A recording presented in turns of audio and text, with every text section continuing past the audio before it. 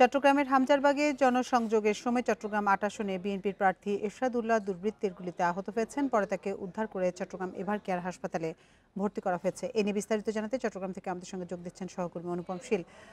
অনুপম, গুলিবিদ্ধ এরশাদুল্লাহ এখন কেমন আছেন এবং দুর্বৃত্তদের কাউকে তিনি কি চিনতে পেরেছেন, কিছু জানিয়েছেন তিনি?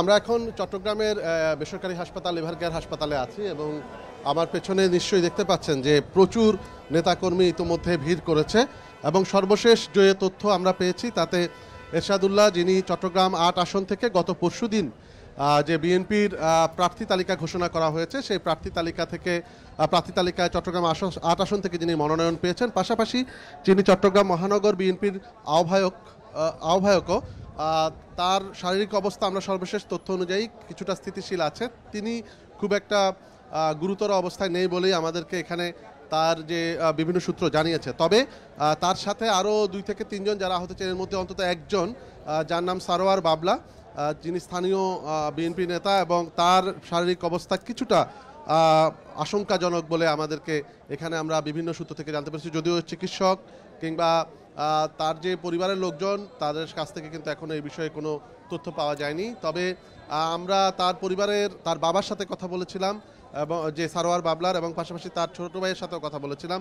তারা যেটি বলছেন যে আজকে মূলত হামজারবাগ এলাকায় গত পরশুদিন এই মনোনয়ন পাওয়ার পরে আজকে হামজারবাগ এলাকায় এরশাদুল্লাহর একটি জনসংযোগ ছিল। তারা সেখানে আসরের নামাজ পড়ে যখন বেরোচ্ছিলেন তখনই অতর্কিতভাবে এই দুর্বৃত্তরা হামলা করেছে এবং প্রথমে ককটেল মেরে সেখানে একটি অন্ধকার পরিস্থিতি তৈরি করে তারপরে আসলে গুলির ঘটনাটি ঘটেছে।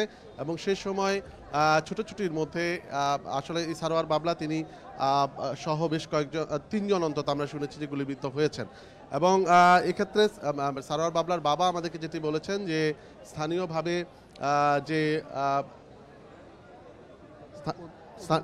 স্থানীয়ভাবে বিএনপির যে রেশারেশির সূত্র ধরে হয়তো এই ঘটনাটি ঘটতে পারে এরকম একটি ধারণা তারা দিচ্ছেন। এবং এখানে আর বেশ কয়েকটি পক্ষের নাম আসলে উঠে এসেছে। তবে এখনই পরিষ্কার করে বলা যাচ্ছে না আসলে কি ধরনের বিরোধ এবং কি ধরনের সংকট থেকে এই পরিস্থিতি তৈরি হয়েছে। এখানে পুলিশের ঊর্ধ্বতন কর্মকর্তারাও আছেন, কিন্তু তারাও এখনো এই বিষয়টি বিস্তারিত কিছু জানাননি।